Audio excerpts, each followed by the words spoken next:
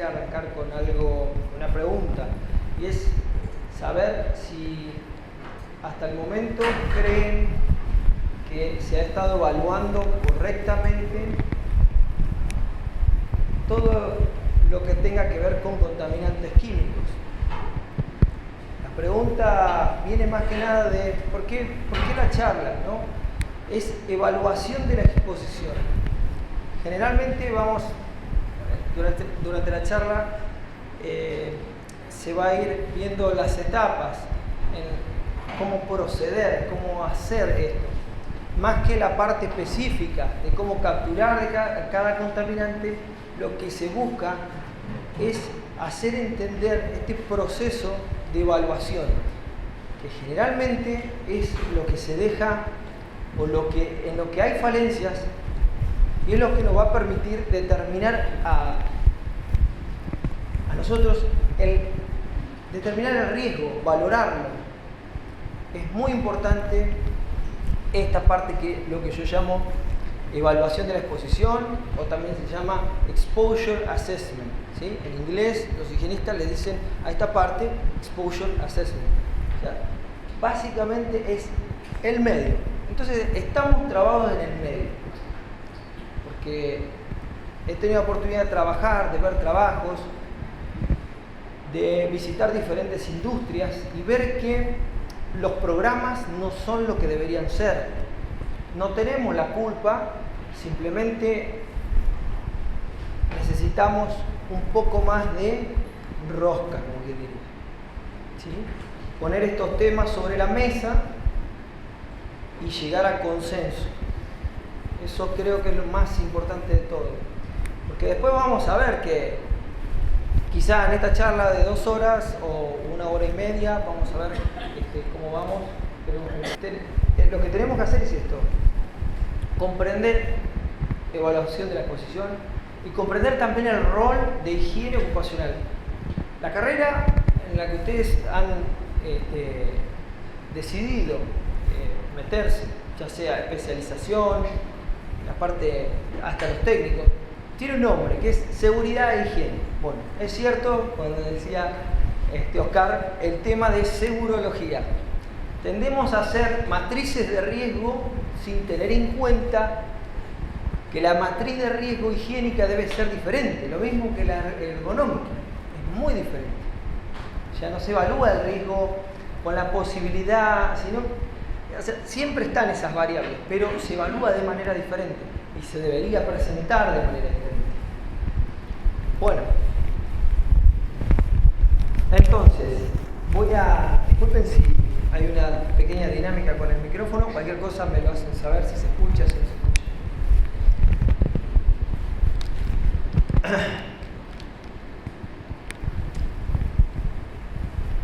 Medir no es hacer higiene ocupacional.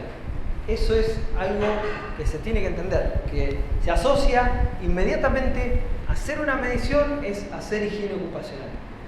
Y generalmente, como decía, se aborda siempre los temas desde la seguridad. Por ejemplo, casos en los que hay un espacio confinado, ¿qué se hace? Se va a hacer un análisis primero de la seguridad de ese espacio. Pero, como ustedes saben, o seguramente están más familiarizados con el término, o lo han visto, ¿qué hace la higiene industrial? No solamente tiene que identificar, medir, sino también, como digo, esta parte que es evaluar, valorar el riesgo, controlar o sugerir mejoras de control, conclusiones, análisis causal, ¿de qué? De patologías que pueden estar dándose en una empresa, y que en conjunto con el sector de medicina laboral. ¿Sí? Si bien es una disciplina técnica, tiene mucho que ver con con la salud ocupacional. Es decir, es parte de la salud ocupacional. ¿Sí? Es parte. Tendríamos que trabajar codo a codo con el servicio de medicina laboral, lo cual puede llegar a ser difícil. ¿Sí? ¿Por qué? Porque todavía, como digo, falta rosca, ¿no? Falta que esto tome impulso.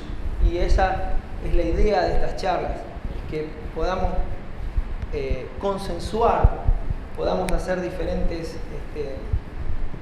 podamos tener diferentes puntos de vista, pero en algunas cosas básicas tenemos que tener consenso. Bueno, entonces, dicho esto, lo que voy a decir es, fíjense, esto sería el núcleo de competencias de un ingeniero. Fíjense que en la base tenemos casi siempre materias duras, como quien diría, matemática, física, química, y todo eso es necesario para que ustedes puedan encarar esa solidez, esa base, para que puedan encarar ciertos estudios, porque la cosa se puede poner compleja. Ahí es donde se tienen que pasar a hacer quizá algunas disciplinas que involucran esta ciencia base. Fíjense que tenemos desde el management, que eso para qué nos va a servir, para gestionar, saber cómo gestionar el riesgo, pero hay que saber un poco de toxicología, ¿sí? Hay que saber, como decía, lo que son, acá habla, el texto está en inglés, pero voy a pasar alguno. Esto se le llama fundamentals, o sea, cosas fundamentales que tiene que tener una persona que va a hacer esto.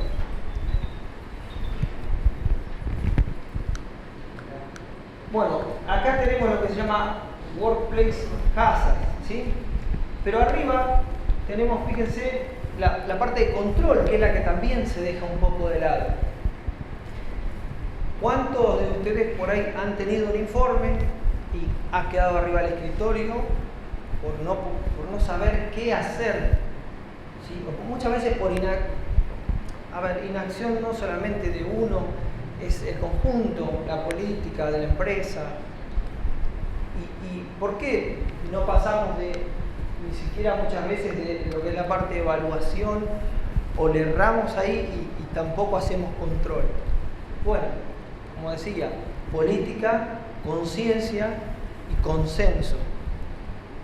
Porque si no llegamos a consenso, uno va a decir que evaluar de una determinada manera es la correcta, después sale alguien diciendo, no, existen normas. ¿Qué pasa? Hace 4 décadas o más que existen normas, que existe gente que viene desarrollando esto. Desde el año 77 que sale el manual de exposición de NIOSH, antes inclusive.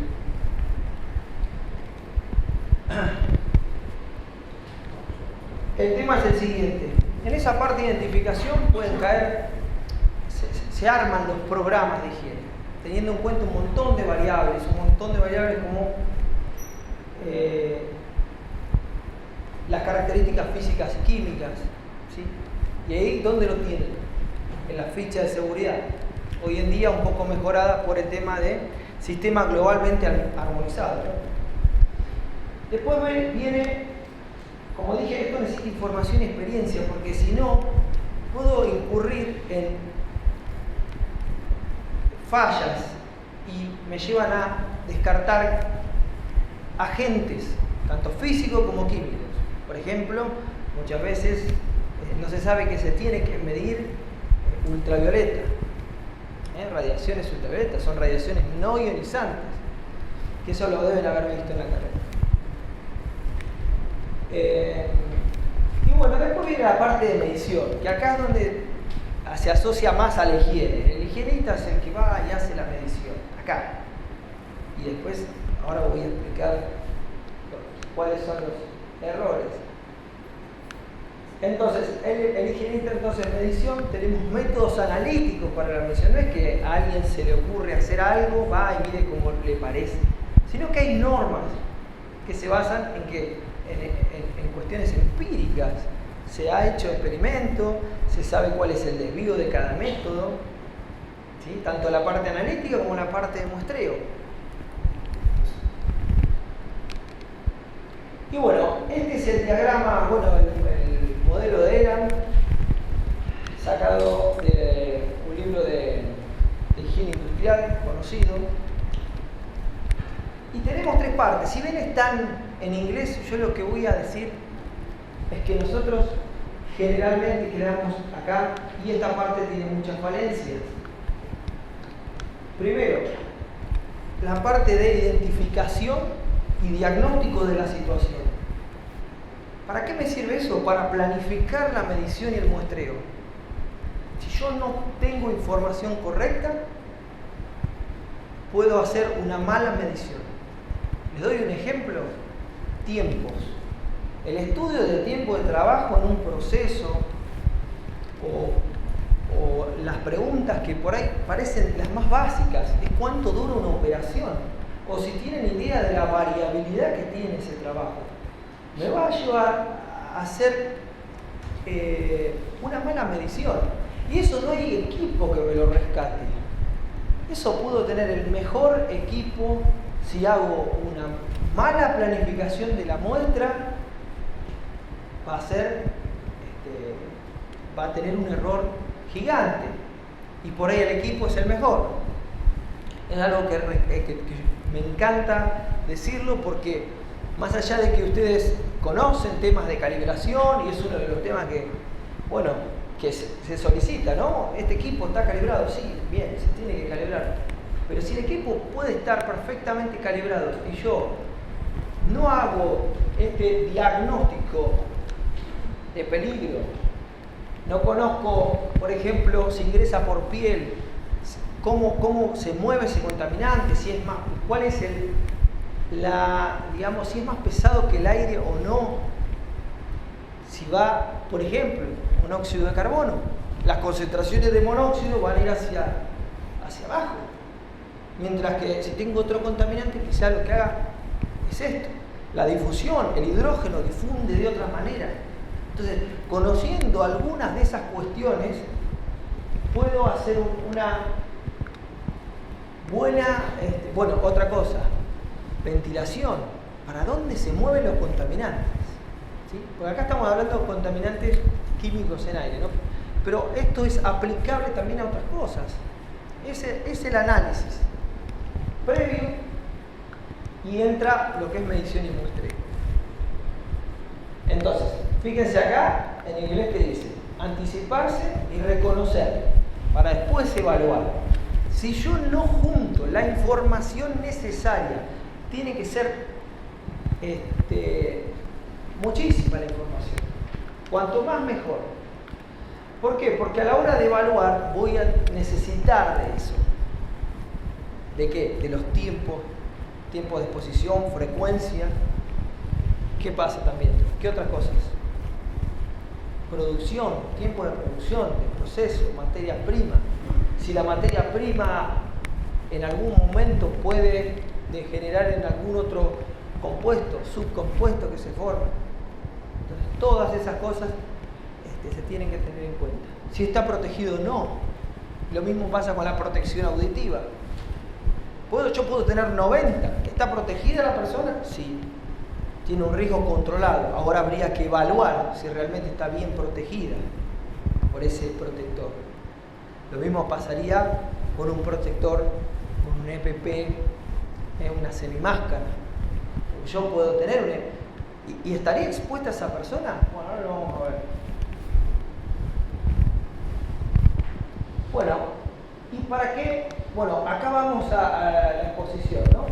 Y fíjense que lo que se hace es tener en cuenta toda la información previa y tener todo eso que yo recolecté para hacer algo que es valorar el riesgo. O sea, la evaluación, ¿para qué me sirve? Para decir, esto va a ser mal, esto hay que corregirlo, o esto es aceptable. No hay otra. Control y confirmación. ¿Para qué sirve hacer el control, ¿no? En caso, una medida correctiva, pero también hay que confirmar si cada vez que hago un control lo hice bien. ¿Sí? Es muy importante. ¿Por qué? Porque si mi idea fue hacer una medida de ingeniería para bajar un contaminante, para bajar la concentración de un contaminante, y esto no funcionó, lo tengo que saber. Si no, vamos a estar tirando un riesgo abajo, quedaría subvaluado. Bueno, ahora, cuando me dicen, pero yo no soy químico, no, yo tampoco. Yo no soy químico, pero tenemos fuentes muy confiables a la hora de... ¿sí? Mi preferida es esta. ¿Por qué digo esto? Son confiables porque tienen no solamente investigadores que están constantemente buscando nuevos riesgos, nuevas formas de clasificar los compuestos, si ha pasado, por ejemplo, un compuesto a cancerígeno o no, todo eso lo tengo que saber. Entonces tenemos, bueno, del CDC, la fuente que más se usa es el NIOSH, ¿sí? Donde también tienen las normas que le van a permitir a uno desarrollar una estrategia de muestreo. Si yo no hago esto bajo norma y lo hago como me parece, ¿saben cuál es el precio de eso? El error. Y cuanto más error tenga, más a la suerte, como quien diría, dejo al trabajador. ¿Sí? Y esto se podría permitir solamente con algunos compuestos, con algunas cosas, con algunos agentes, pero no con otros, no con un cancerígeno. Entonces ahí es donde se tiene que hacer mayor hincapié y buscar más información. Bueno, el ATSDR, ¿no? Bueno, si ya le han sacado, ¿sí? Han sacado una imagen, lo pueden buscar después, o PubChem, lo ponen, inclusive cuando buscan en Wikipedia cualquier compuesto, le va a aparecer a la derecha un barré en donde dice número de PubChem. Ustedes van ahí y van a ir al número que tienen acá, en esta página, que es como un número propio, número de identificación interna. Bueno, y como decía, nosotros tenemos que medir, ¿por qué? Por normas. Y bueno, tenemos dos tipos de normas de referencia, de dos entes diferentes. Uno pertenece al de salud pública de Estados Unidos, como decía Naire, pertenece al CDC.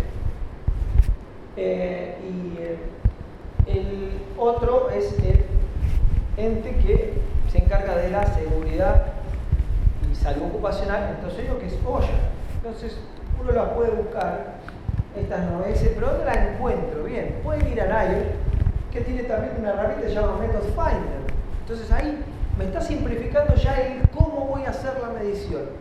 Si yo hice una buena investigación previa, ahora tengo que buscar esa norma que me va a ser la receta por la cual voy a medir, muestrear. Y saben que algo muy importante que se va a tratar en una filmina es el error, manejar el error, la incertidumbre.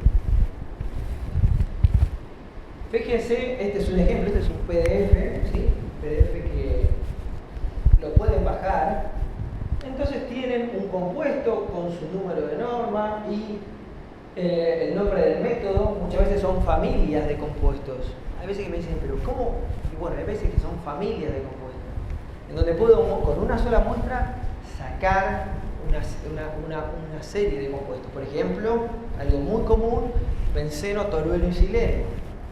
¿Sí? Les hablo de los más comunes. Y acá empezamos a hablar de cosas como flujo. ¿Sí? Acá en la parte de sampling es la parte que puede hacer un técnico en seguridad, alguien que esté familiarizado con la química también. La parte de sampling es la parte de muestreo. Entonces esto nos dice hasta cómo tenemos que llevar la muestra al laboratorio. Y ahí nos podemos dar cuenta si somos auditores, estamos de un lado del mostrador o del otro, no sirve. Porque si me llevaron una muestra, fíjense que acá, en estabilidad de la muestra, si me la llevaron un mes después, y esto está diciendo que dura una semana, es por algo. Es porque el compuesto quizá no tenga la estabilidad, o sea, son compuestos más reactivos, óxido de nitrógeno, por ejemplo. Son compuestos reactivos. Y después tenemos la parte de medición, que eso sí, es la parte analítica, eso lo hace el laboratorio. No me voy a centrar en la analítica, como dije, la entiendo, pero que quede claro que esto es evaluación de la exposición. Y es muy importante, más que nada para nosotros que nos dedicamos a la parte de prevención de riesgos. Lo otro está más conectado con cualquiera que sea químico, ingeniero químico y demás profesiones. Bueno, fíjense, algo muy interesante es el rango de error. O sea, me va a decir qué tipo de error tengo o los coeficientes de variación. Estas cosas son importantes a la hora de evaluar, lo vamos a ver después. Pero bueno, esto es un ejemplo de esta norma, es agarrada al azar. Quizá tendría que haber agarrado una de las más conocidas, como la de material particulado, ¿sí? Que se hace por un método gravimétrico, mucho más sencillo, y por ahí también más sencillo de entender o están más familiarizados, ¿sí? ¿Qué tengo que tener en cuenta rápidamente a la hora de muestrear? ¿Qué tengo que tener en cuenta? Que los procedimientos y los equipos estén bajo norma, ¿sí? Y ahí hay veces que me preguntan, bueno, hay equipos que cumplen con la norma, pero siempre, al menos aquí, los procedimientos y los equipos normalizados pueden no seguir específicamente la norma americana. No es que es porque no se puede, porque hay que ser realista también. No hay que intentar copiar exactamente el método, pero no lo digo, lo digo desde la realidad, desde la práctica, que esto muchas veces no van a encontrar justamente una columna específica. Entonces, lo que se hace se deja muchas veces en manos de los laboratorios, ¿sí? Y esto es algo que debería revisarse a futuro o de acá, pensándolo a un tiempo. Hay que certificar para higiene industrial, certificar laboratorios, porque lo que ocurre es que no todos tienen quizá el mismo método, no todos utilizan las mismas, los mismos reactivos con la misma pureza, cosas que no me voy a meter, pero que sí sé que deberíamos tener, que en ambiente sí están más regulados, pero en lo que es, cada vez que me preguntan, ¿está certificado el laboratorio para hacer higiene industrial? No existe, no hay nada claro. Entonces ese es mi deber, informarle a cualquiera que me pregunte eso. Lo mismo en amianto. Existe gente idónea que sabe mucho, pero ¿qué sucede? No hay nada certificado. Muchas veces las empresas multinacionales vienen diciendo este tipo de cosas. Necesitamos que esté certificado en higiene industrial. No hay ente que certifique eso acá. Bueno, la elección del sistema de captación tiene que ser el adecuado, que por dónde venía, por la norma. Tomar el aire más representativo, y esto va a ser fundamental, lo que les dije. Para tomar lo representativo, ¿qué necesito? Información. Si no, estoy frito. No tengo chance. Si no analizo el proceso de trabajo y los tiempos de trabajo y lo consulto con la gente de producción, con la gente de seguridad y higiene, con los gerentes, supervisores, con todo al que le pueda preguntar cómo es ese trabajo, inclusive, y el que más sabe también es el operador, el que está ahí todos los días, dice, no, esto no dura esto. Entonces tienen que consultar esas cosas para tomar el aire más representativo. Y ahora vamos a ver una filmina que también va a ser explicado esto, de qué es lo representativo. Les voy a ver. Bueno, estabilidad de la muestra, del caudal, perdón. ¿Por qué estabilidad del caudal? Porque necesito saber qué es concentración. Cuando hablamos de concentración, ¿qué es? Cuando hablamos de la másica, es masa sobre volumen. Entonces, si yo no coloco correctamente ese volumen porque está mal muestreado, porque la bomba anda mal, entonces voy a creer que tengo una determinada concentración y puede ser un falso positivo o un falso negativo de esa bomba. Me va a arrojar valores altos o valores muy bajos. Y tengo que tener estabilidad para poder predecir el volumen final. ¿Sí? Bueno, por otro lado, ¿qué tenemos? La higiene analítica apropiada. Como esto decía, lamentablemente nuestro sistema de la parte analítica, de higiene industrial, los laboratorios que hacen ambiente, muchas veces no es justamente, pero tratan de acercarse por diferentes metodologías y por bases de la química a lo más apropiado para conocer ese contaminante. Tiempo acorde al muestreo. Eso, ¿qué me lo va a decir? La norma. Tanto el flujo máximo como flujo mínimo. ¿Por qué es esto? De que tenemos diferentes flujos, diferentes tiempos. Yo le voy a explicar. Porque el sistema de captación, precisamente, lo que hace, que es capturar el contaminante, tienen diferentes tiempos. ¿Por qué? Porque necesitan generar algún tipo de reacción muchas veces. Algo muy común que lo pueden ver, vamos a tratar de ser es el tubo de carbón activado. La sustancia tiene un tiempo de retención, eso se pega ahí. Pero no todas se comportan de la misma manera. Entonces, algunas van a tener un tiempo menor, ¿sí? Y algunas van a tener un tiempo mayor y van a tener variaciones en ese flujo. Generalmente, por ejemplo, hablando de nuevo de benceno, tolueno y sileno, que son sustancias que comúnmente, o orgánicos volátiles que se suelen pedir, tienen un tiempo de retención lento. Entonces es importante que si ustedes tienen que auditar o si ustedes tienen que hacer un programa, lo tengan en el programa. Vayan a la norma, anoten esas cosas básicas. ¿Para qué? Para después poder auditar.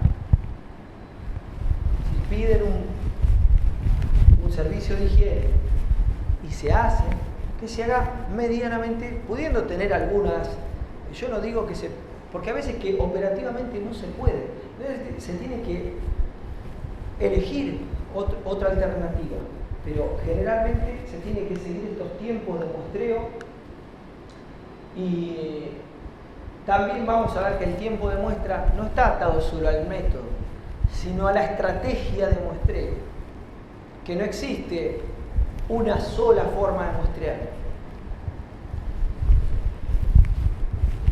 Facilidad, entonces, bueno, esto lo voy a dejar, ¿sí? Porque no. Y esta es la parte más importante, que es lo que dije, determinación exacta del volumen. Cuando tomamos una muestra tiene que ser aire representativo, volumen, lo más cercano al real, al que yo quise tomar, y que no haya tanta variación. Entonces, bueno, acá empezamos con el tema de evaluar la exposición. Supongamos que ya tenemos la medición hecha y se me ocurre buscar primero qué es evaluar, siempre voy a lo básico, ¿no? Y qué es exponer, ¿sí? Poner afuera, no encontraba nada, poner a la vista, ¿sí? Se entiende como exposición cuando uno está directamente en contacto con la sustancia.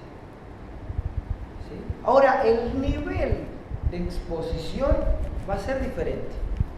Yo puedo tener un nivel de exposición alto o bajo, pero la exposición va a estar. Otra cosa es que digamos que tenemos presencia de algo. Porque si yo tengo un sistema cerrado, por ejemplo, con un contaminante, en donde yo no hago carga de materia prima, no tengo relación con ese sistema cerrado donde circula un contaminante, que está en un proceso. Tendría una presencia, pero no necesariamente exposición. O una exposición o un riesgo de exposición viene abajo. Eso es lo que hay que saber. Expuestos estamos, expuestos a todo. De hecho, acá estamos expuestos a rayos cósmicos y nadie se da cuenta. Lo que pasa es que, bueno, hay que ver cuánto es lo que hay que cuantificar y evaluar. Y bueno, como decía, evaluar es atribuir o determinar el valor de algo teniendo en cuenta que el juicio, ¿con qué? Con diversas cosas que ya saqué. ¿De qué? Del principio. Volvemos a la evaluación a la diagnóstica. Bueno, esto como dije, esta fue la pregunta que hice anteriormente, ¿no? Pero, ¿y qué pasa con las ART? Bueno, las ART tienen cierto procedimiento, ¿no? Para reconocer el riesgo de exposición. Entonces, como para declararlo. ¿Y cómo puedo saber si está expuesto? En el caso de, muchas veces, de la ART, esto lo saqué de una ART, no recuerdo bien el libro. No me acuerdo y tampoco diría el nombre por cuestiones. Fíjense que este es un ejemplo de instructivo rápido. Y lo que me piden es, ¿sí?, que tenga más de 6 meses de exposición al mismo. Hay un consenso en lo que yo diría. Esos consensos. Ahí se llega a consenso. ¿Por qué? Y bueno, se tienen en cuenta diversas cosas para decir que está a 6, que tienen que tener 6 meses. Pero más allá de esto, que puedo estar o no de acuerdo, no va a ser el tema.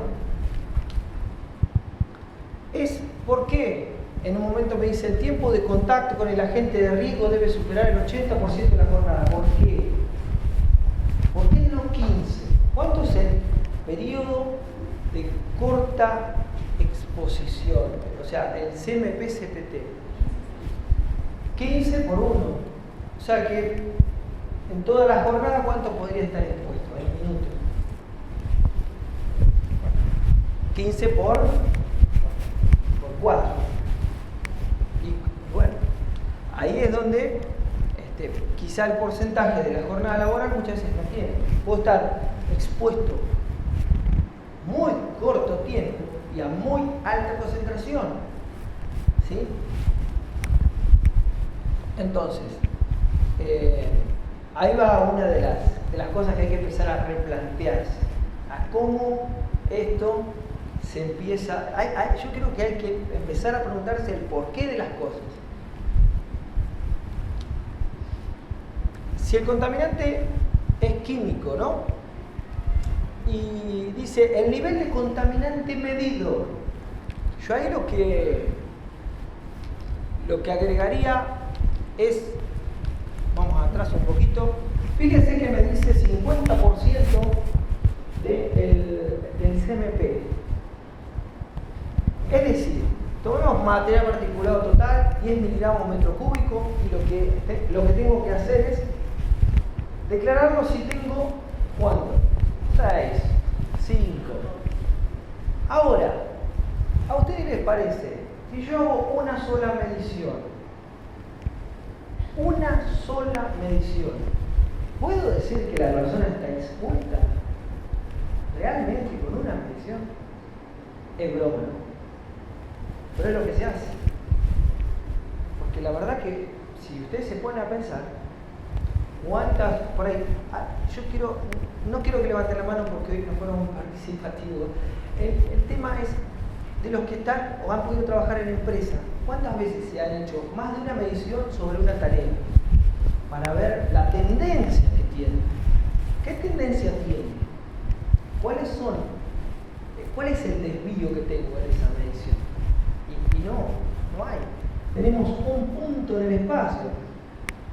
Imagínense una gráfica donde podríamos tener varios. Tenemos uno. ¿Y con eso qué hacemos? No podemos definir tendencia. No sabemos si eso puede bajar, si eso puede subir, qué periodos tiene, si en verano es mayor, si en invierno.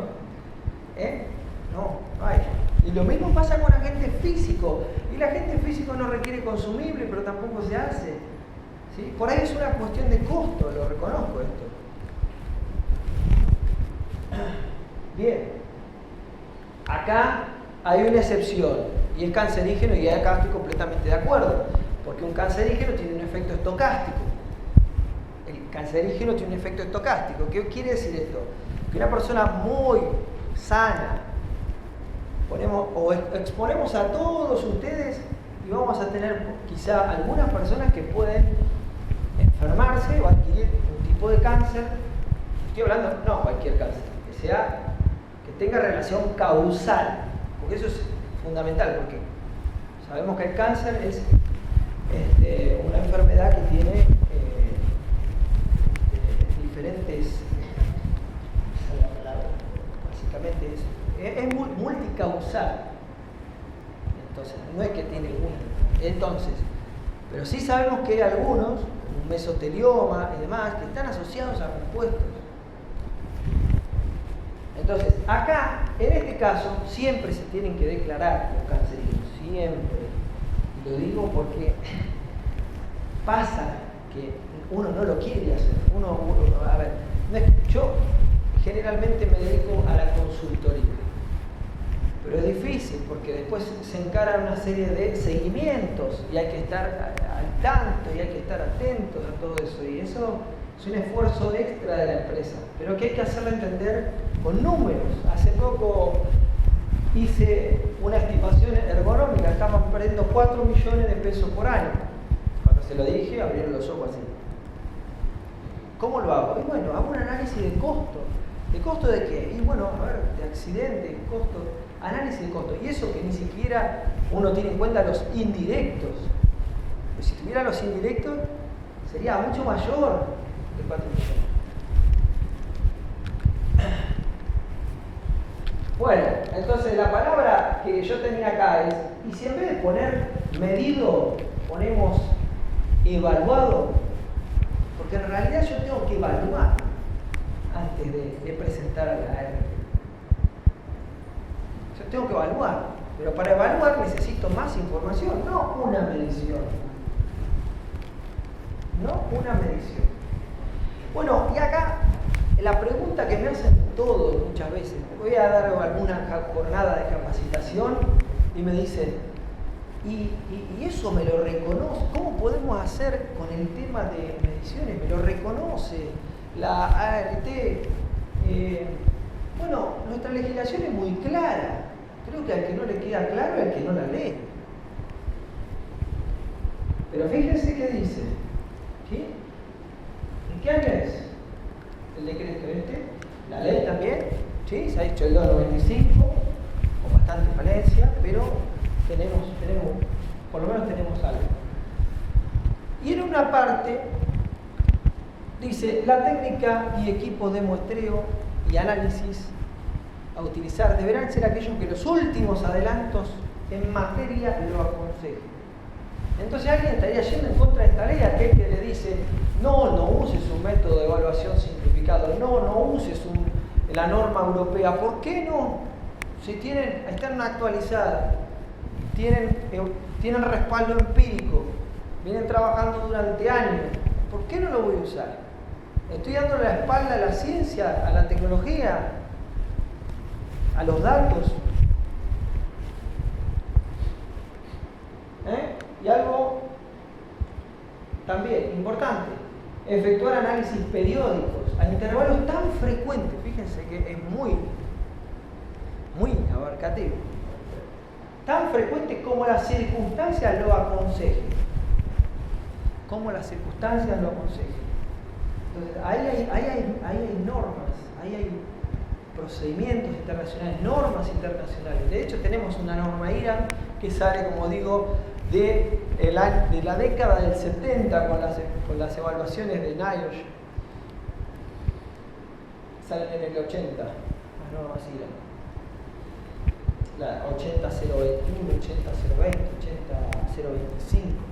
Toda esa serie sale y habla de esto, de evaluar o tratamiento estadístico de los datos y ese tipo de cosas.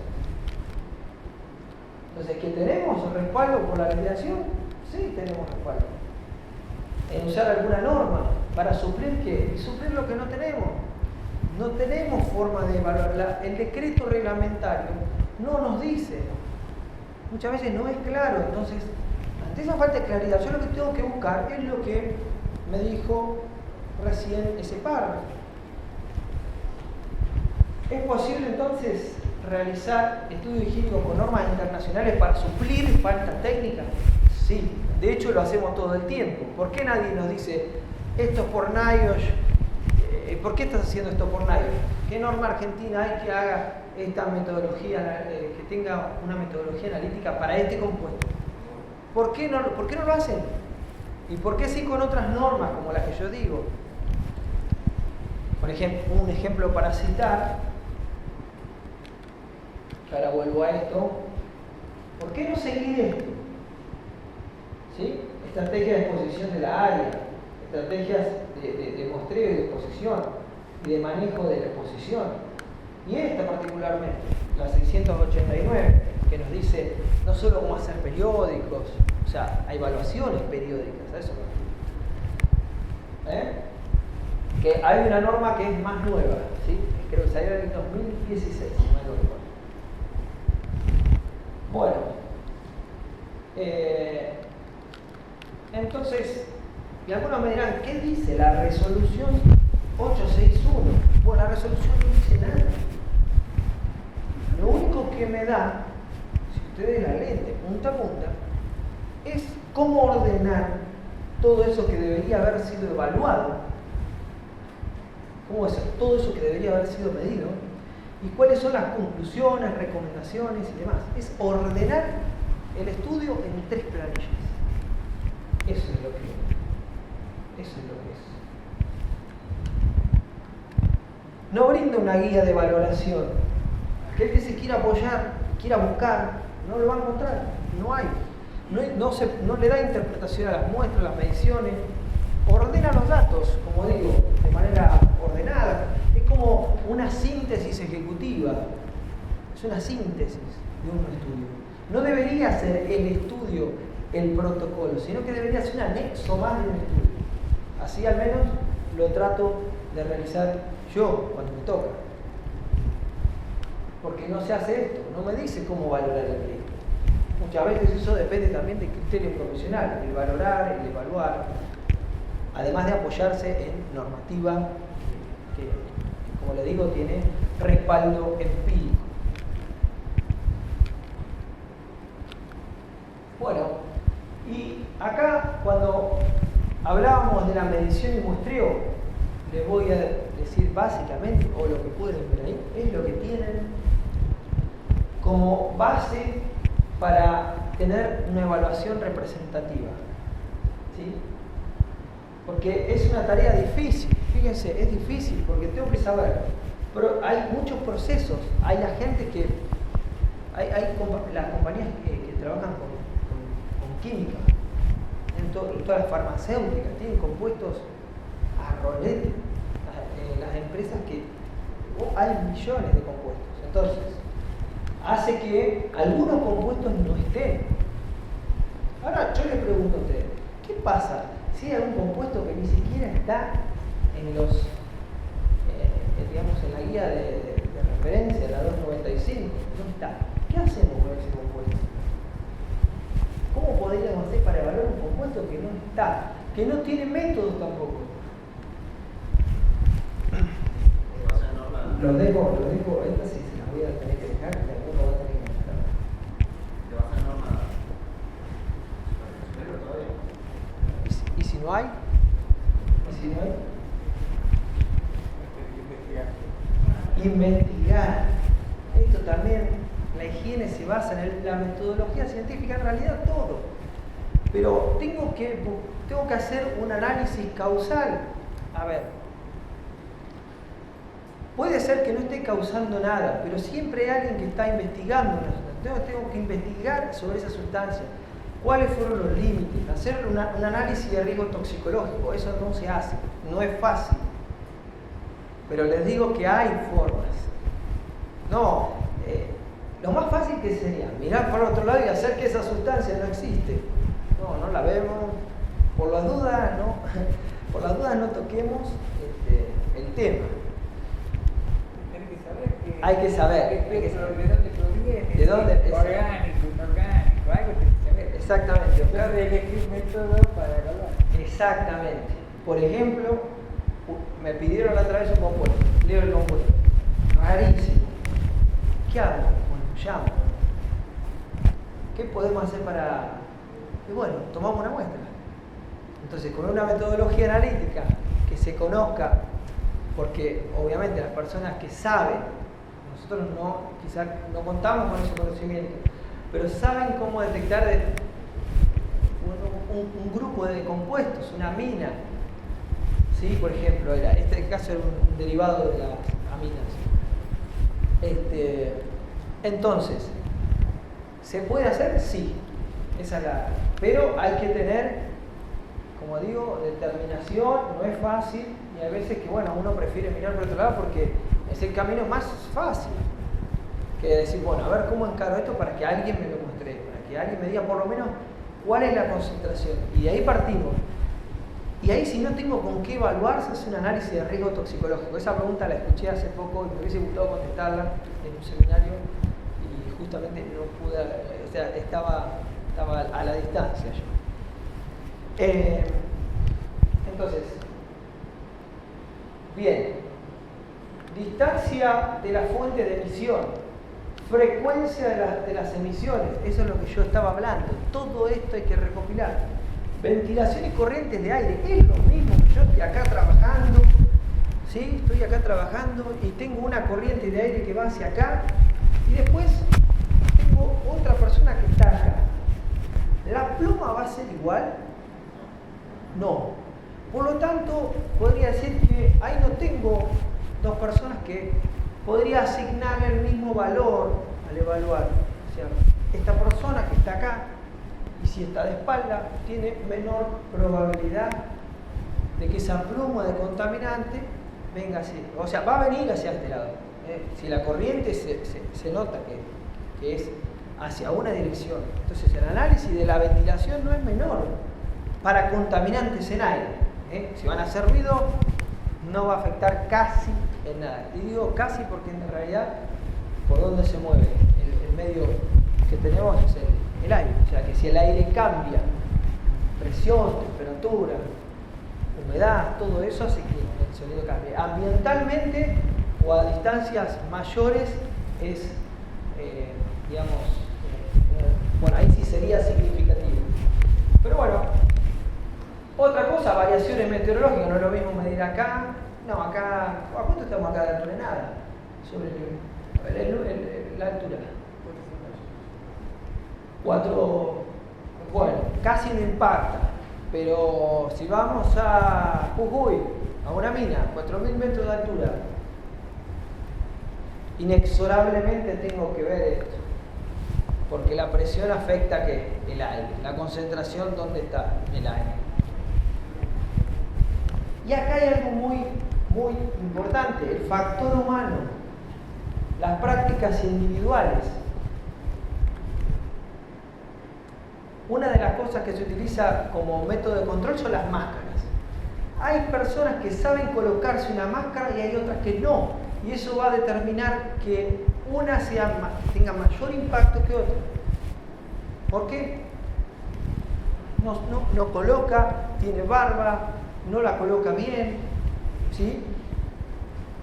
No es el filtro adecuado. Entonces, todo... ¿Y por qué estoy diciendo esto?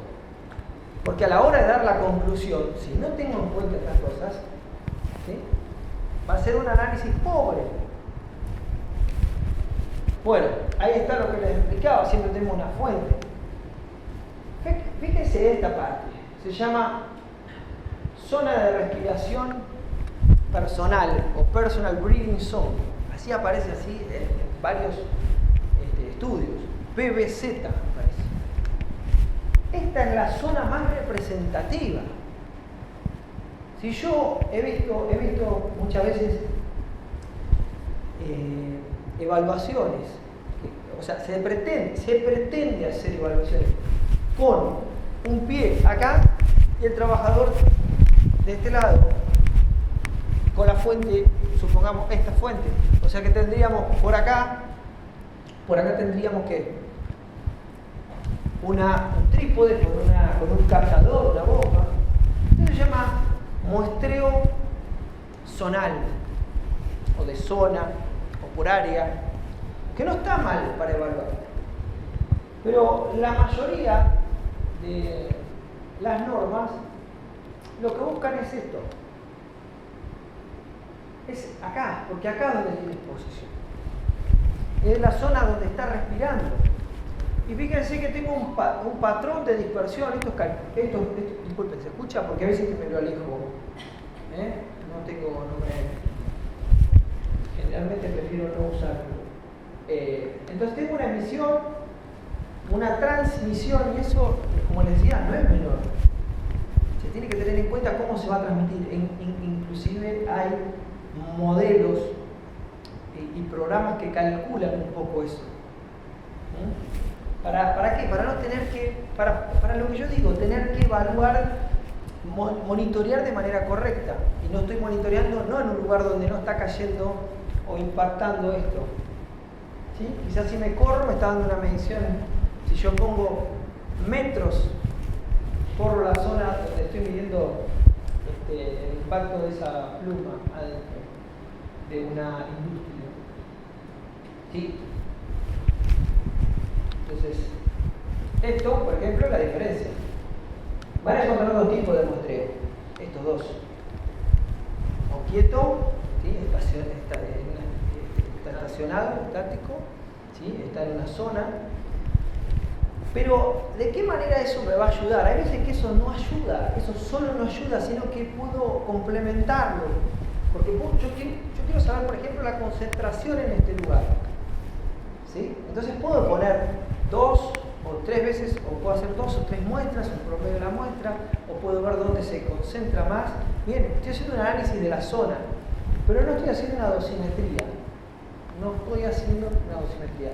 Y generalmente, cuando tenemos que evaluar, vamos más a eso. Y ahí es donde tenemos más posibilidad de error si yo solamente tomo en un punto. Me dicen, muchas veces en los programas de mediciones que se tienen, uno le pregunta, ¿por qué hacen lo que hacen? ¿O por qué lo determinó? ¿Quién lo determinó? No sé, estaba ya eso. Uno agarra y le pregunta a la persona y por ahí ya estaba el programa. Capaz que sacaron un proceso y sigue igual. Mirá, tengo que medir acá. ¿Dónde está esta zona? No está más esa zona. Y tengo que medir este contaminante. No está más ese contaminante acá. Ya lo usamos, lo cambiamos. Esos son problemas normales. O sea, yo lo veo muy seguido eso. Y me trae a la mente un experimento que habían hecho social, en donde entraban todos a un consultorio.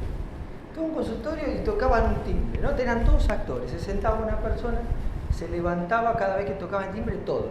Y la persona, obviamente, la que era sujeta al experimento, no se levantaba. Después, de un rato, se empieza a levantar. Y después empiezan a ir todos los actores. Se van yendo al consultorio. Esto es un consultorio simulado. Es de la serie Brain Games, en el archivo, parece que la pasa. Entonces las personas empiezan a ir. Hasta que en un momento queda sola. Después viene una persona que tampoco tiene nada que ver. Y en ese momento la otra persona, después de un rato, ¿saben qué empieza a hacer? A copiar, porque la otra persona siguió haciendo lo mismo. Entonces los dos se levantaban y siguieron cambiando personas. Pero no tenían nada que ver, ya no eran actores. Pero quedaron haciendo lo mismo. Ese comportamiento social lo tenemos. Tendemos a seguir para no quedar desencajados. Entonces a nadie se le ocurre decir, cuestionemos esto. Entonces ahí es donde vemos que los programas se hacen igual. Y el certificado cada un año. ¿Por qué? Porque me dijeron que cada un año. Entonces, se forman paradigmas, se forman esquemas, se forman, como les digo, estas ideas que quedan y perduran y que hacen mal porque nunca se las cuestionan.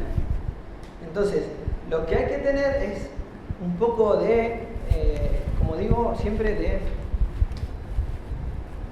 interés por preguntarse sobre las bases. Nuevamente, ¿está bien este programa? ¿Habrá que revisarlo? ¿Cada cuánto lo vamos a revisar? Si no seguimos haciendo lo mismo, o copiamos un programa. No, hay una empresa que es igual, me pasó el programa de seguridad, el de higiene. Miden particulado, y no se dan cuenta de que hay 1000 variables que tienen que ver. ¿Sí? Bien, Y algo muy importante es la exposómica, que es lo que se está estudiando ahora en ambiente, ¿no? Que es cómo afecta todo, absolutamente todo el impacto de la salud. Y esto, sin ir más lejos, es lo que de alguna manera tenemos que hacer, es mirar el todo, no mirar solamente la medición y el punto de donde se está generando el contaminante, sino también el individuo qué características tiene. A ver, en un estudio, voy a saltar con otra cosa, para hacer la comparación de que también esto aplica a otras ramas como la ergonomía. Si tienen personas que tienen problemas de columna, ¿les parece que una persona que tiene problemas en la columna no le tienen que hacer un seguimiento especial, más si está haciendo algunas tareas? No, esto es lo mismo. Un asmático, se supone que esto está controlado, pero siempre hablamos de se supone, hay que asegurarlo. Porque yo lo que estoy diciendo es, sí, un asmático no lo van a dejar trabajar. Bueno, hay veces que pasa desapercibido, puede pasar, o no, la persona no informa, o no hay conexión entre los dos sectores. Como digo, higiene debe estar de la mano con medicina laboral. Entonces, y acá hay una cosa muy interesante también. Fíjense hasta dónde puede impactar, porque hablamos de las ART, las coberturas, y algo que por ahí pregunta la gente, y yo también a veces me pongo a pensar, hasta dónde influye el factor externo. Una persona, por ejemplo, que va a trabajar a otro lado, de manera informal, y viene a una empresa. Entonces hay que empezar a ver esas cosas. ¿Qué tanto lo está impactando la parte externa? Y cómo sabemos si el origen de una enfermedad lo podemos atribuir justamente a la empresa y no muchas veces de fuera. Porque no hay algo. Y bueno, después tenemos la genética, que está muy cuestionada para lo que es estudios laborales y demás, ¿sí? Esto hasta este momento está cuestionado. Bueno, voy a hablar rápidamente cuáles son las estrategias básicas de medición. Generalmente, como digo, las más comunes son estas. El caso más desfavorable. Pongo un captador al lado de un caño de escape y el caño de escape me arroja 200.000 millones de ppm. Entonces, eso sería, bueno, pero sí. No, pero no tiene la nariz ahí. El caño de escape. Entonces, ¿cómo se mueve ese trabajador? Y eso me lleva a la de arriba. Esa pregunta, o hacerse preguntas sobre ese tipo de cuestiones, me lleva a ver lo más representativo, lo que representa ese trabajo.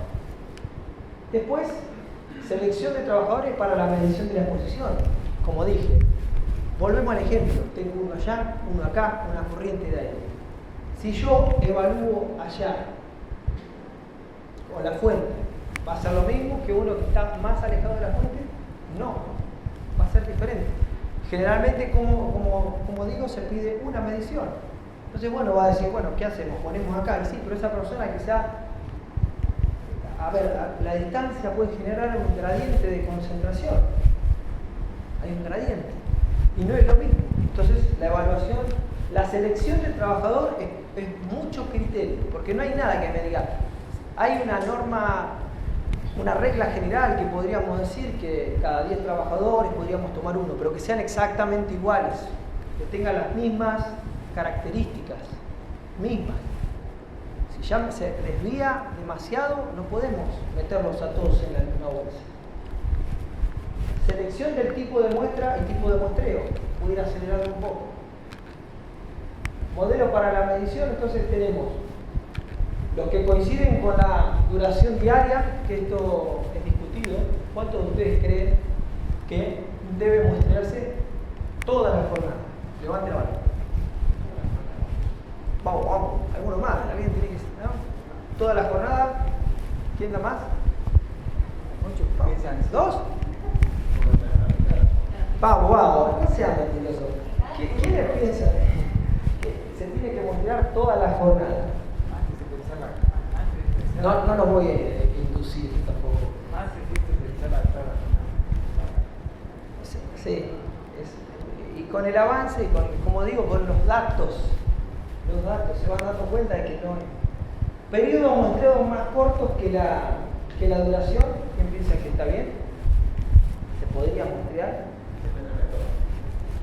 Bien, bueno, ahí dice, depende del método, bien, eso lo tenemos en cuenta. Supongamos que ya tenemos eso. Sabemos los valores, sabemos todo. ¿Qué otra cosa? ¿Allá? ¿Alguien? Vamos. ¿Quién la va? Picos de concentración se tienen que medir, se miden todo igual, se mide con toda la jornada. Vamos. ¿Eh?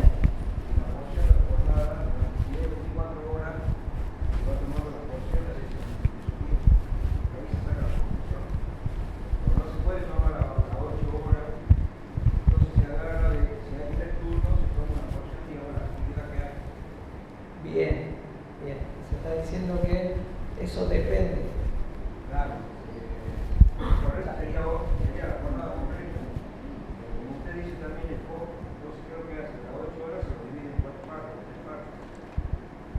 Y esa división, él dice, se divide. Ahora, ¿de qué va a depender esa división? ¿De qué puede depender? La exposición, el tiempo, la exposición. Es lo que dije al principio, el estudio del trabajo, el estudiar el esquema de trabajo. Voy a saber si va, vuelve, si va al comedor, si no va al comedor. Yo digo que las 3 hay que hacer. Porque muchas veces necesitamos una, muchas veces necesitamos otra, y esto también. Porque no es lo mismo medir concentraciones de pico o concentraciones de corta exposición. Porque si yo agarro y le meto un dosímetro 8 horas, eso va a quedar diluido.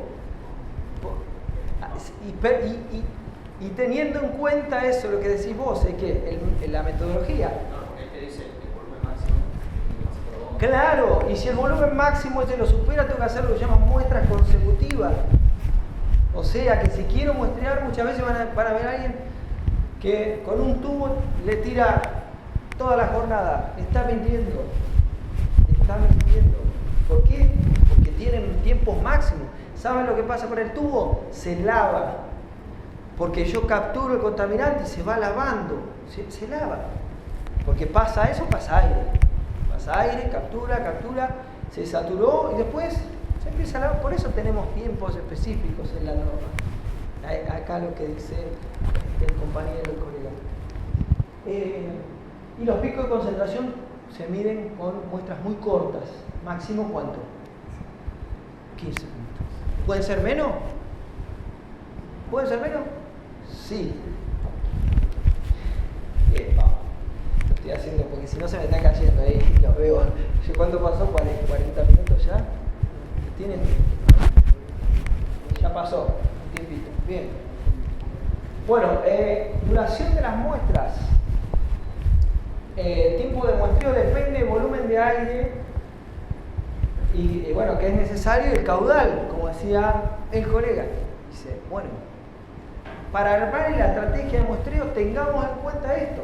Primero la norma y después ir viendo cómo distribuimos esos volúmenes, dónde lo vamos a sacar, cómo vamos a hacer, cuántas muestras tenemos, cuántos consumibles, todo eso se programa. ¿Y eso le sirve para qué? Y bueno, para armar el presupuesto, para armar el programa de higiene. O sea, presupuesto hablo de las dos partes, ¿no? De un lado o del otro. El precio, ¿sí? Quien es autónomo y ofrece un servicio, y después del otro lado, quien controla. No, mira, me estás pasando un precio y acá yo veo que tenés que usar 200 tubos. Entonces, no me dan los números, no dan los números. Entonces decime cuál es la estrategia de muestreo que vas a usar.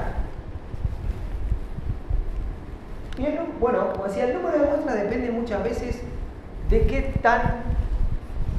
tanto error o riesgo yo quiera correr al dar un diagnóstico. Si yo soy arriesgado, voy a decir con una muestra, bueno, acá tenés, y esta es la concentración.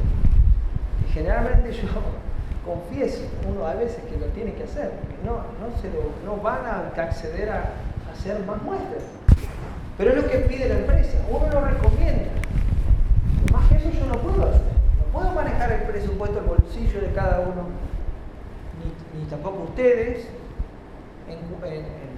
ya sea desde la empresa, les van a dar un presupuesto, eso lo van a tener que gestionar. Entonces, por eso es importante que la muestra sea eficiente, porque la eficiencia me va a hacer ahorrar dinero. Acá tenemos, por ejemplo, esto está desde el año 77. Miren si teníamos tiempo para ver. No estaba. Bien. Fíjense que yo puedo tener un full period single sample. O sea, básicamente lo que decíamos, toda la jornada, derechito. ¿Qué pasa si yo en el medio, que me ha pasado, ¿no? Ayer me contacté una persona en la cual justo pasó eso, dejaron el equipo de muestreo y se fueron a comer. Entonces, la idea no era esa, no era muestrear así, era que me avise, paro el equipo y después seguía el muestreo. Así que esto, ¿sí? Pasa, no tengo control, tengo que tener control. Muchas veces uno piensa, bueno, yo veo por ahí que uno dice, bueno, tenemos 12 bombas de muestreo y pongámosle una bomba y chao, que salgan y a las 8 horas yo me voy a tomar unos mates y a las 8 horas lo voy a buscar. No, se tiene que hacer, ¿por qué? Porque muchas veces la manguera se puede trabar, se sale, lo colocan mal, se le abrió algo, se le cayó, miles de cosas, y después si eso, la gente por ahí eso no lo informa, y a ustedes les da un error terrible. Les puede dar que una muestra que les daba 3, 4, 5, 10, 20 veces más. Uno dice, y sí, se le cayó a la tierra. Estaban haciendo particulado, se le cayó el filtro, juntaron el filtro, lo pusieron y esas cosas pasan. Entonces también tenemos posibilidad también de cortar. Es decir, bueno, cortamos y hacemos en diferentes maneras. Fíjense que tenemos diferentes maneras. No hay una única. Eso lo tenemos que ver con las personas del lugar, con el diagnóstico ya de situación. Si no, es imposible darse cuenta. No es que yo voy y la idea es hacer 3 iguales, no. Voy manejando esos tiempos dentro de la norma, dentro de las concentraciones. ¿Sí? Y después tengo periodos parciales, en los que digo, bueno, no voy a muestrear este pedacito acá, porque bueno, hacer una reunión, tomar unos mates antes de empezar la jornada. Bueno, ¿cuánto dura? 1 hora. Ok, bueno, entonces eso no lo hagamos. ¿Para qué vamos a meterle el tocino acá? Bien, y así se pueden ir eliminando partes y eliminando consumibles. Entonces se hace más eficiente. Bueno, por el otro lado, fíjense acá pasaría lo mismo. Hago consecutivas y acá lo dejo. Puede ser por cualquier motivo. Y después tenemos las que se llaman random o grab samples. O sea, agarro de a poquito con tubo colorimétrico. El tubo colorimétrico es algo que detecta es un detector directo, colorimétrico, hace una reacción y me marca en el tubo cuántas ppm, marca un rango. ¿Sí? Bueno, acá esto demostró tener mucha efectividad también si lo saben usar. Y estas precisamente son las que se usan ¿en dónde? En los cortos periodos de tiempo. Muestras cortitas, quizá tubo colorimétrico. Un ejemplo. Pues pueden haber otras. ¿Ven? Bueno, esto es un ejemplo de cómo pueden variar. No hay una única receta. Ahí va a depender de todo lo que dije anteriormente, del análisis y diagnóstico de la situación, el estudio de trabajo. Bueno, acá hay una regla general, por ejemplo, esto no está abajo al pie. Quiero citar la fuente, es la norma 689, la UNE en 689, es una norma europea que les venía justamente hablando, y dice, bueno, de acuerdo a esto está en base a datos estadísticos, y dice, número mínimo de muestreadas por jornada, y bueno, si duran 10 segundos, por lo menos haga 30. ¿Sí? Esas son recomendaciones que dan. ¿Para qué? Para disminuir la incertidumbre, el error, porque si no tenemos que manejar demasiado error, y es feo, porque uno está no sabe si decir que está bien o está mal. Y eso es lo peor que puede pasar, porque no tengo un diagnóstico. Para llegar al diagnóstico tengo que achicar la incertidumbre. Bien, disculpen por la dinámica, tengo bastante swing con el video. Un minuto, y fíjense, cuando es mayor a 2 horas podría, ojo, esto tómenlo con pinzas, no es que sirve para cualquier contaminante, es una referencia. ¿Sí? Referencia. No quiero escuchar después que salgan diciendo, si no, mayor a 2 horas ya está. No, esto es una referencia. Pero como para que se den una idea de que ya muestreando 1 hora en dos lugares, algo que me da a mí la pauta de si tengo que seguir muestreando no es la repetitividad del trabajo. Si yo veo que los ciclos se repiten, que tiene un patrón, esa es la palabra. Busquen patrones. Busquen patrones. Porque eso les va a dar la posibilidad de decir, hasta acá muestreo. No me interesa, muestreo un poquito. ¿Por qué? Porque sé que lo va a seguir haciendo. ¿Puede tener variabilidad? Sí. Pero, bien. Ahora, yo les pregunto a ustedes, una de las cosas también más simples y que por ahí se desconocen, o se hacen cálculos, quizás en la carrera, hay estudiantes por ahí que lo han hecho, no conozco, pero la mayoría por ahí se relaciona, o ha escuchado alguna vez este término que es el TWA o TWA, que es básicamente la sigla de ponderado en el tiempo.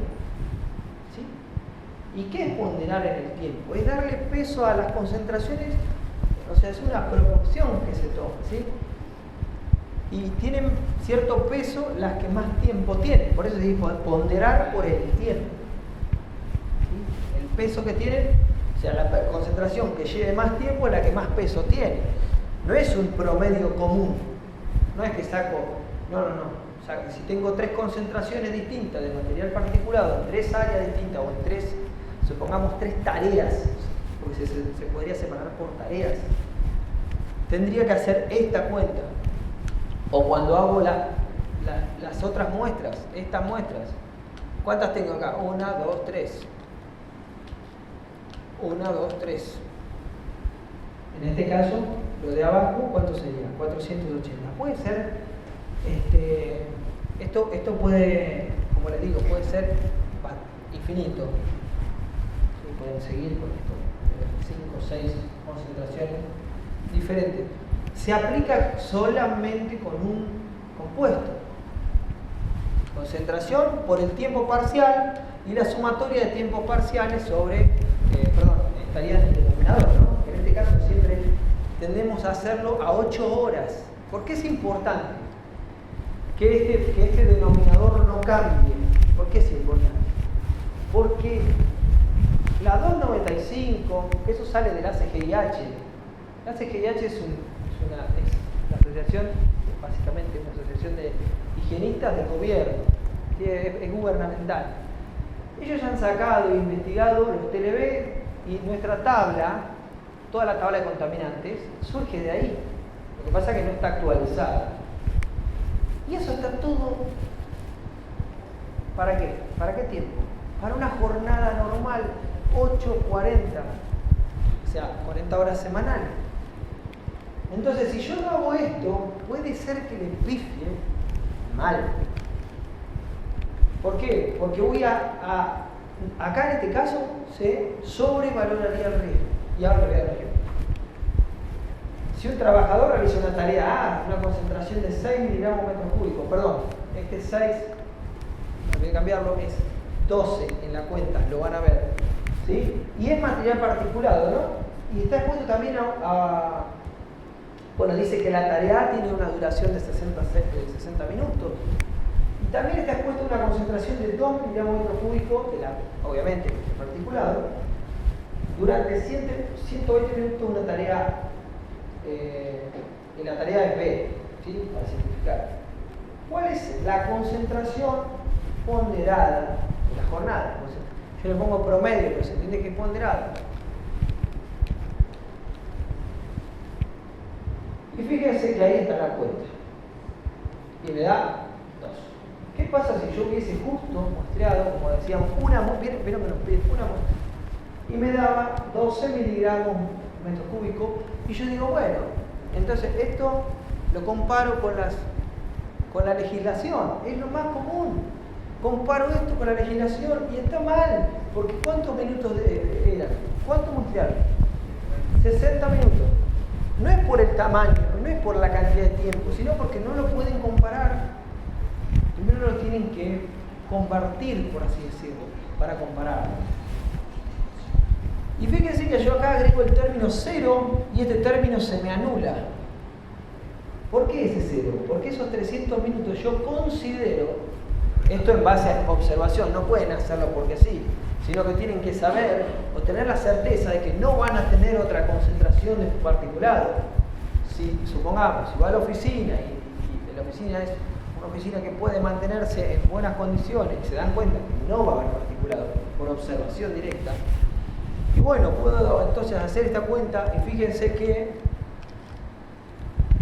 corrigiendo se encuentra por debajo de la CMP, pero si no lo hubiese hecho, ¿qué hubiese tenido que hacer? Declararla. ¿Por qué? Por un error. ¿Sí? Acá están los datos. Esto lo pueden ver, pueden practicar con cualquier sustancia y familiarizarse con esto. El 0 lo tengo que poner. La diferencia entre poner y no poner el 0 es radical. Y como digo, recomiendo que pongan, si no quieren no lo pongan, pero lo que van a hacer es dividirlo siempre por 480, más allá de que las parciales no me den 480, ¿sí? Porque eso es lo que me va a estar, lo que voy a estar haciendo es decir, bueno, lo otro no considero que hay. Y ahí es donde la concentración no es la misma. Ahora, esto, muy bien acá, hicimos una evaluación. ¿Me sirve para corto periodo de tiempo? No, porque acá la ponderada como máximo, tendría que ser ¿cuánto? 15 minutos.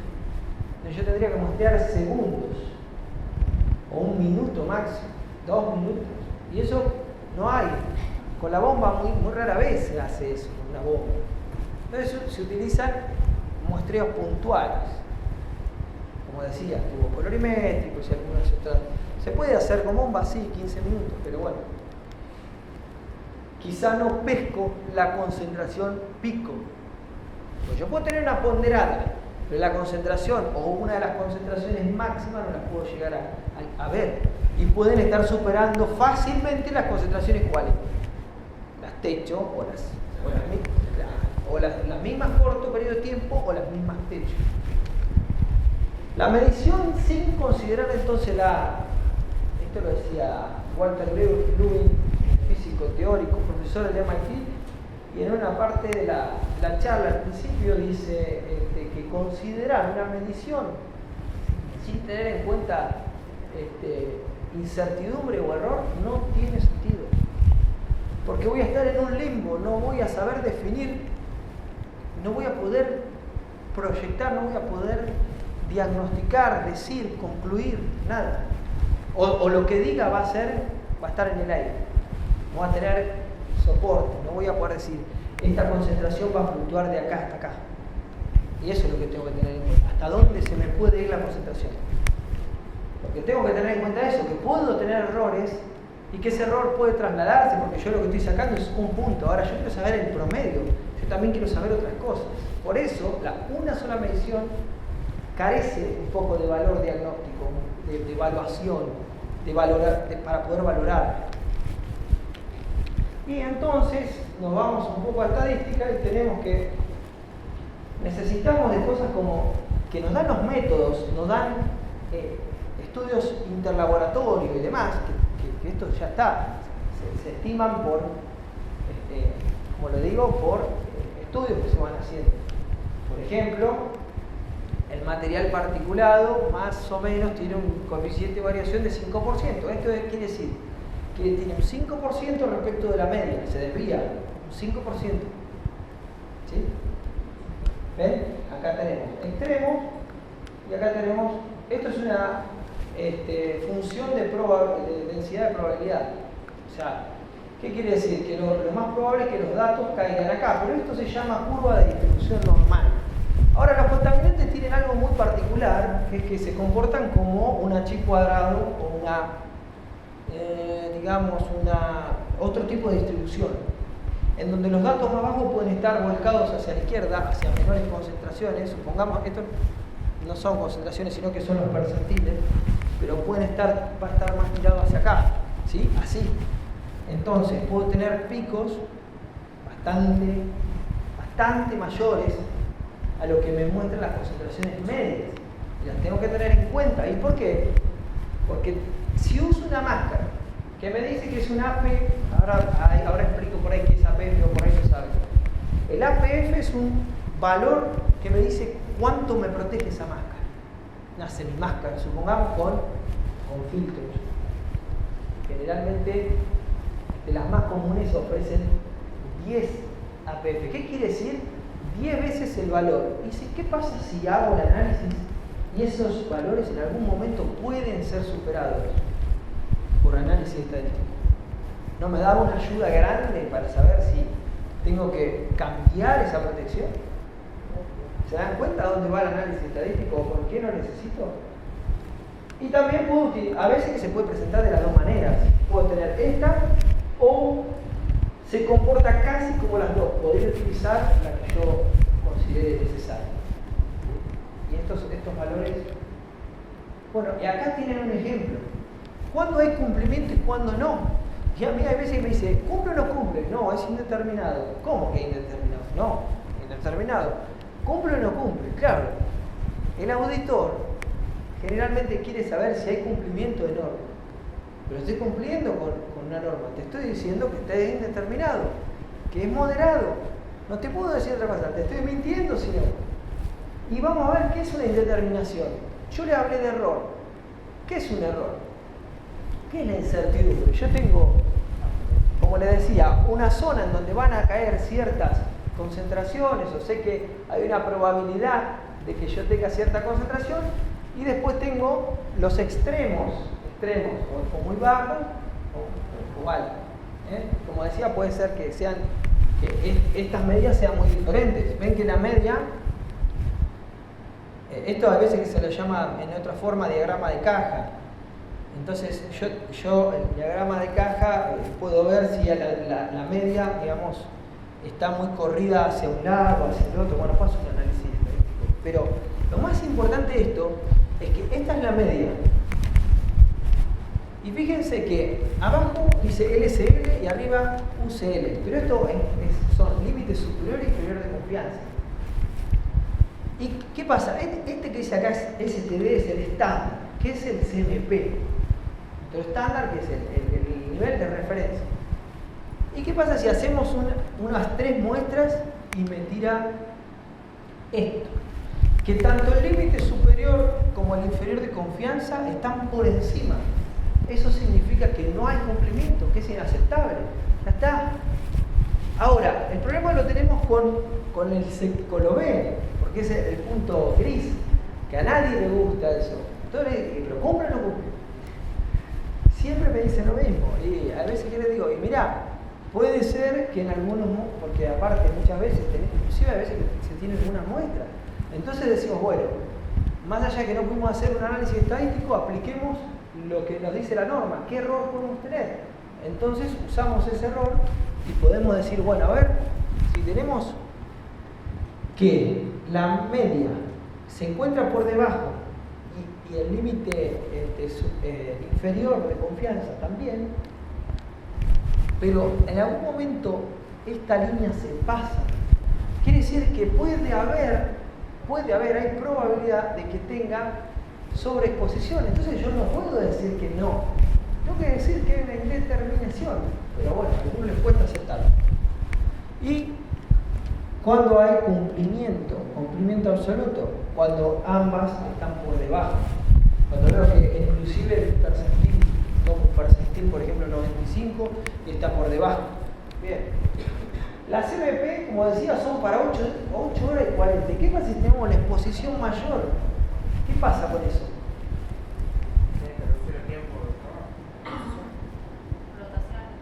Bien. No, pero eso sería más una medida. Yo quisiera saber desde el punto de vista de la evaluación. Eso es una medida. Vos le bajás el tiempo de trabajo. Eso no es igual, eso es lo último que se tiene que hacer. Lo primero es una medida de ingeniería. Pero nosotros tenemos la pirámide esa invertida. ¿Se acuerdan la pirámide de jerarquía de riesgo? ¿Qué sucede? Hace esto. Entonces, donde tenemos lo primero es CPP. Pero lo que está diciendo es una medida. Ahora, lo que yo me refiero es a la evaluación. ¿Qué sucede? Hay una manera de decir, bueno, tengamos en cuenta, de acuerdo a la acumulación de algunos compuestos, solamente se aplica a algunos compuestos, a los que pueden llegar a acumularse y hasta cierto punto. Y tenemos que se corrige ese CMP. ¿Se acuerdan que antes lo que hacíamos que era?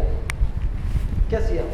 Comparábamos con el ponderado, pero tenemos que corregir el CMP por métodos que el mejor método, que creo yo es el más conservador, es este. Método de Oya, de Brief y Scala y de Hickey and Rice. Este es el farmacocinético, no lo recomiendo para nada, salvo que sean especialistas en lo que es bioquímica, toxicología y demás, que inclusive teniendo conocimiento, lo difícil es hallar las vidas medias, porque muchos compuestos, por ejemplo, no tienen tanta información. El cálculo, acá les digo, por ejemplo, que tiene que ser entre 3 y 400 horas, no aplica, por ejemplo, a cancerígenos, a irritantes, ¿sí? Porque tiene una acción inmediata. ¿Sí? No hablan de... Esto se basa en el concepto de lo que se llama carga corporal, y es la carga corporal. Imagínense que algo se puede ir acumulando. Si yo tengo una capacidad para eliminar un tóxico, y la capacidad de eliminarlo es más rápida que la que ingresa, no voy a tener toxicidad por acumulación. Y lo que puede suceder en algunas jornadas, que tenga ligeramente una dosis en la que va incrementando esa carga corporal, porque tarda más en eliminarla que de lo que va entrando. Es muy simple la cuenta, es más lo que entra que lo que sale. Si es lo mismo, se mantiene constante, eso se llama meseta en toxicología, una meseta de concentración o de dosis. Pero bueno, se basa en eso, básicamente, en que no se acumule. ¿Por qué? Porque están preparados para 8 horas. Bien, este es el más sencillo, hago 8 sobre T, y T es el tiempo de exposición. ¿Sí? Este T nunca tiene que ser más chico, porque ¿qué pasaría? ¿Qué me haría? ¿Haría mal o haría bien? ¿Qué pasa si es mayor a 8? El número que me da es mayor a 1, por lo tanto me está incrementando el CMP y yo lo que quiero es que lo baje. O sea, esto jamás se aplica a la inversa, se aplica para que corte el CMP. ¿Por qué? Porque estoy en una exposición mayor. Bueno, y acá tenemos una exposición diaria, que lo que tiene en cuenta es, esto para sustancias que tienen, digamos, un efecto agudo, o un compuesto que tiene un efecto agudo sobre el cuerpo. Mientras que la semanal, ¿sí? 8 horas, ¿ven? Hace un cociente como la anterior. Y después le resta el tiempo de descanso. T sigue siendo la cantidad de exposición diaria. ¿Sí? Entonces se multiplica por el CMP y se corrige. Siempre va a dar menos. A 7 días, exposición diaria. Bueno, a ver. Siéndote, a ver, quiero ver. Me está faltando uno, me parece. Bueno, me falta la semanal. La semanal lo que tiene en cuenta es las horas semanales. ¿Por qué? Porque puedo tener una variación de esas horas semanales. ¿Sí? Bien, esto lo que va a hacer entonces es bajar el CMP. Pero esto es para jornadas muy rara vez que exceden las 8 horas, van a tener 10 horas. Y calculen que va a tener que estar la persona siempre expuesta. Como digo, si la persona se va al comedor, ya es un momento en el que la persona puede no estar expuesta. ¿Qué más? Un lugar de descanso. Así, sucesivamente, esto puede ir reduciendo el tiempo y quizá no lo tenga ni siquiera que usar. ¿Sí? ¿Alguna duda con esto? No, Sí. cuando es un operario de tarea Sí. que hace operación con particular, suponete, y después va a algún lugar con el propio computador y carga datos. Ahí sigue, ¿no? Que va y viene. Sigue el muestreo, digamos. Podés tomarlo como que sigue. O sea, eso después vos vas a hacer el análisis, pero conviene que no. Conviene que vos separes bien las tareas. Puedes pausarlo y todavía tenés tiempo te queda volumen para muestrear, porque eso depende de la norma, como digo. Conviene que no, porque es más fácil a la hora de evaluar, si uno lo puede segmentar en tareas. Lo mismo pasa en ruido. Digo, segmenten si pueden, si no pueden, dosimetría, derecho. Es así, porque cuando tengo a mayor caos, bueno, no voy a poder determinar nada, entonces ahí sí necesito la jornada completa. En esos casos sirve. Y si no, y se puede segmentar la tarea y proyectar esas concentraciones y se sabe que se van a mantener. Y lo mejor son las evaluaciones periódicas. La SRT, ¿cuánto nos dice cada cuánto hay que hacer? La 861 que habla de hacer una evaluación por año. ¿Sí? El problema de eso es que, ¿qué pasa si tenemos 0? Y vamos, o menor al 10%, como dice la norma europea. Tenemos que seguir evaluando. Por un lado está bien, ¿sí? Por un lado. ¿Por qué? Porque puede ser que los procesos se descuiden, puede ser que tenga, como digo, cambios y cambien las concentraciones. O sea, no se ve tan mal eso. Pero en algunos lugares, si las concentraciones después de un largo periodo de muestreo y varias veces muestreado, se anula, porque digo, ¿para qué vamos a seguir muestreando algo que da 0? Bueno, y algo, esta es la, disculpen, cambia de 40 a 168, ¿sí? Sobre 128. Esto es para una jornada estándar, ¿sí? Bueno, pero bueno, cerrando un poco con lo que es, yo creo que quedó claro. Creo que lo que hay que hacer es empezar a repensar la forma en la que vamos a evaluar, no la forma en la que vamos a medir, porque existen normas. Entonces, creo que la mejor forma es preguntarnos, no seguir, como digo, con los paradigmas. Empezar a preguntarnos, ¿está bien esto? ¿Qué puedo hacer para mejorarlo? El programa de higiene, ¿qué puedo hacer para mejorar? Los invito a que en algún momento, el que tiene la posibilidad, revise su programa de higiene ocupacional y lo pueda hacer de la mejor manera, teniendo en cuenta estas herramientas. Ahora, este personaje me encanta porque viene a esto que yo estoy diciendo, a volver a algunas cosas que son básicas. Básicas porque, como decía, estudio del trabajo. ¿Estudio del trabajo para qué? Para hacer higiene. Son cosas básicas. ¿Y por qué? Porque era muy pragmático y que en un momento él iba con su padre y le dice, bueno, el padre era militar, entonces se iba y muchas veces sacaba a los nenes a todos a pasear y había un nene que le decía, tu papá me enseñó el nombre del pájaro, y él aprende que del padre, básicamente que lo que él aprende es que dice, bueno, vos sabés el nombre del pájaro, pero lo importante es saber, pero vos no sabés nada acerca del pájaro, ¿sí? O sea, yo puedo saber un nombre, pero si no investigo, si no voy al fondo de la cuestión y le pregunto, más bien los invito a que hagan por lo menos 5 por qué de una situación y van a ver qué compleja se pone. ¿Sí?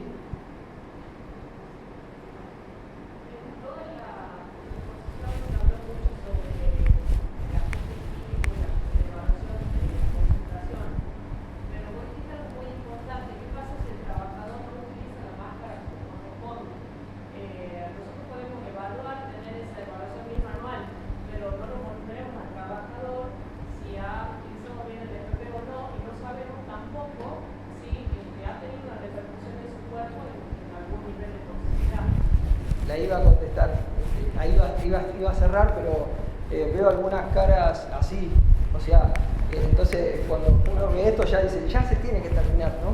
Entonces, bueno, el tema es el siguiente. Esta persona era pragmática, aprendí eso, yo lo leí y a lo que va es hacerse esas preguntas. Y ya con eso, ahora yo te contesto pero eso es lo que buscaba, era decir, bueno, pregúntense todos, sean irreverentes, sean indisciplinados a la hora de estudiar. ¿En qué sentido lo decía? En no hacer eso que se hacía en el experimento social, era seguir por seguir a la masa y bueno, sigamos haciendo lo que estamos haciendo. No, repiensen, hagan el programa y vean. Y esta persona aprendió con el pajarito. Si vos sabés cómo se llama el pajarito, no sabes nada acerca de él. O sea, el conocimiento profundo de algo se obtiene de otra manera, no sabiendo el nombre solamente. Es haciendo el estudio profundo. Y lo mismo pasa con la evaluación de un agente de riesgo. Ahora hablo a todo, ¿no? Agente de riesgo puede ser contaminantes en aire, contaminante químico. Entonces, saber el nombre de algo no significa saber algo. Eso se van a dar cuenta muchas veces cuando más se meten, más se dan cuenta de que no entendían nada. Entonces, bueno, dadas las... No, mentira. Pero la gente se pone así cuando pasan más de 1 hora y media o 2 horas. Y bueno, yo les agradezco muchísimo, realmente que me hayan dado el espacio para divulgar sobre estos temas. Oscar, gracias. Bueno, a Valeria, que está por allá atrás, a Apicema, ¿sí? Los invito a que vean y conozcan esta asociación que también se ha abierto a escucharme, también a darme participación y bueno, y ayuda a muchos colegas. Así que bueno, les agradezco infinitamente y que bueno, espero que pasen un excelente sábado. Muchísimas gracias por la cálida bienvenida que me dieron acá en Tucumán.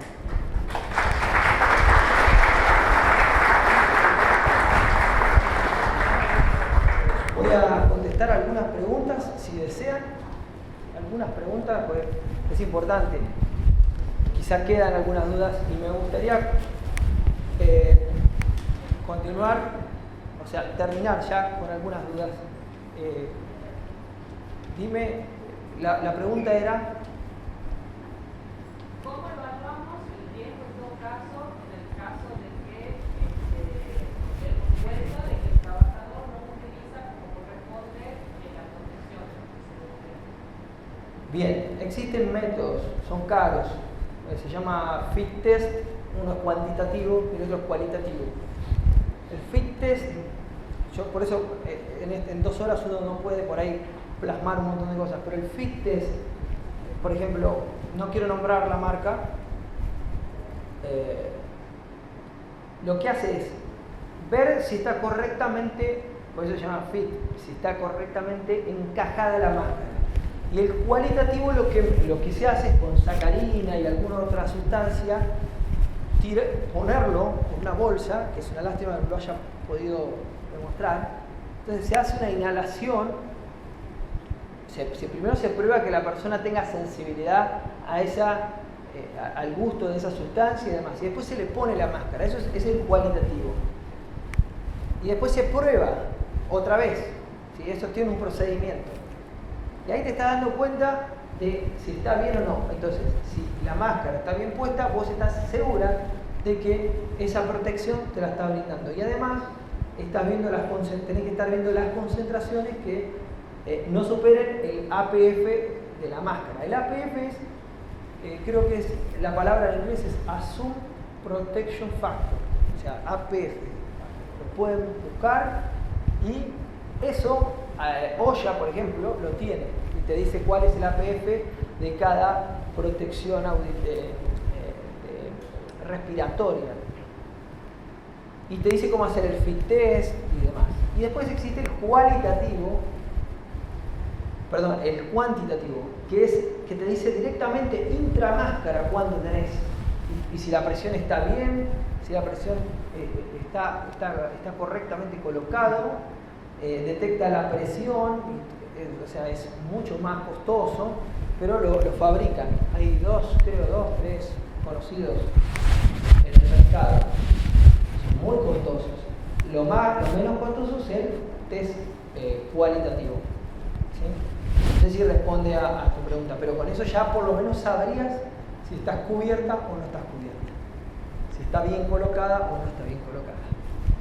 Después hay múltiples factores que lo afectan, desde la barba hasta la forma en la que se ajusta, cómo se coloca, si el plástico está reseco y ha quedado, se empiezan a desgastar, todo tiene un tiempo de uso y bueno, todo eso lo tendrían que chequear.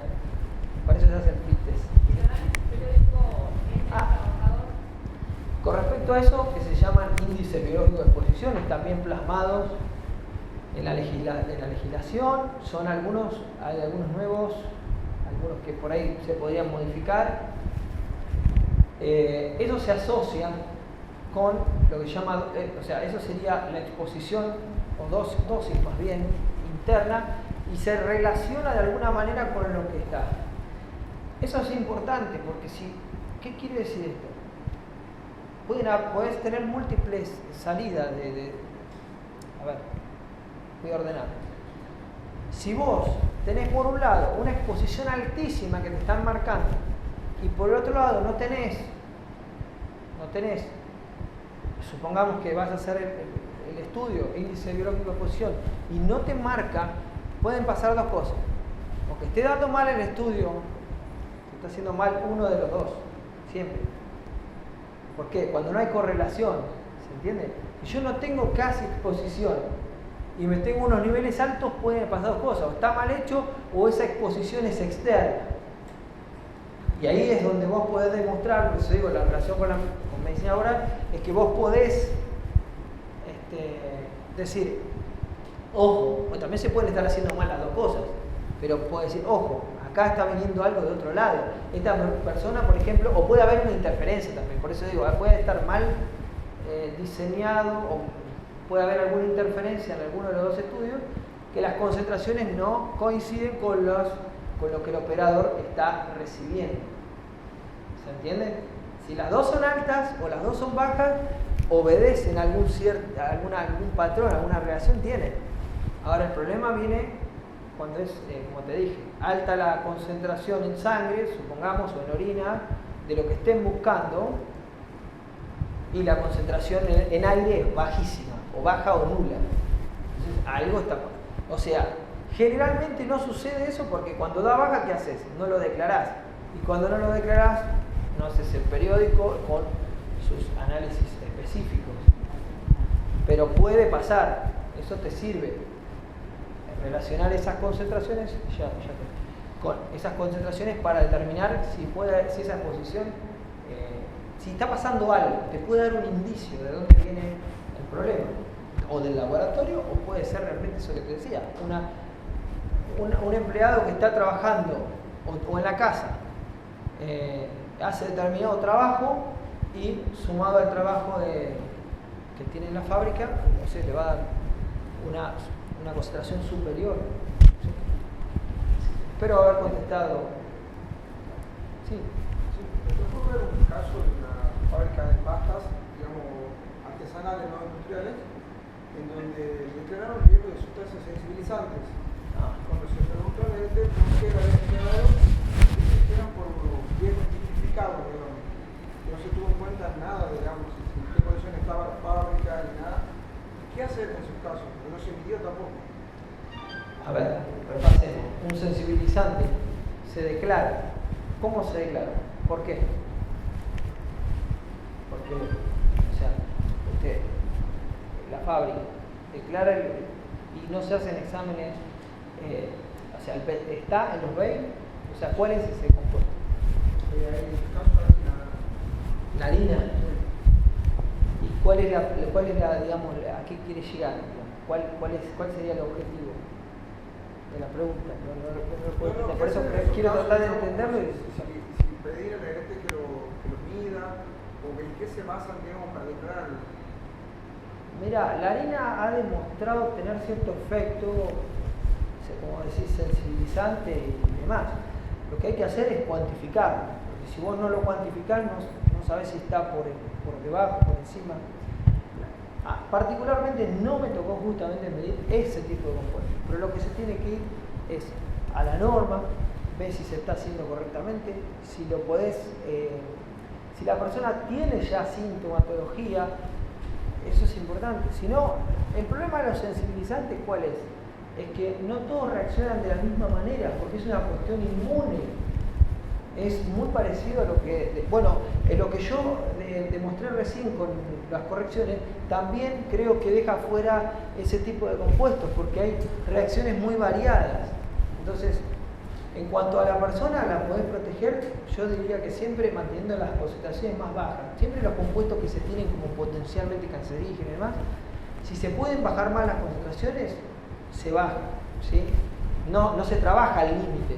No me sirve trabajar si es 1 miligramo por metro cúbico o una ppm, trabajar a 0,5 o a 0,99. No, estoy en cumplimiento. No, acuérdense que tienen un error. Si le sumaron el error, bueno, pueden decir que están bien en cumplimiento.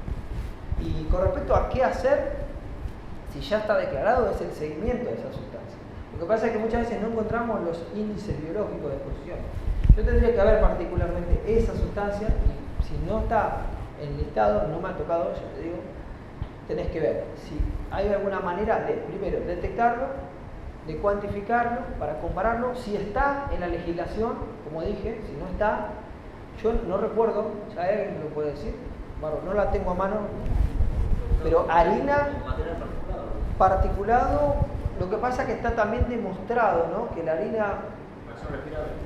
Sí, pero está demostrado toxicológicamente, o sea, que causa una reacción pulmonar. Sí.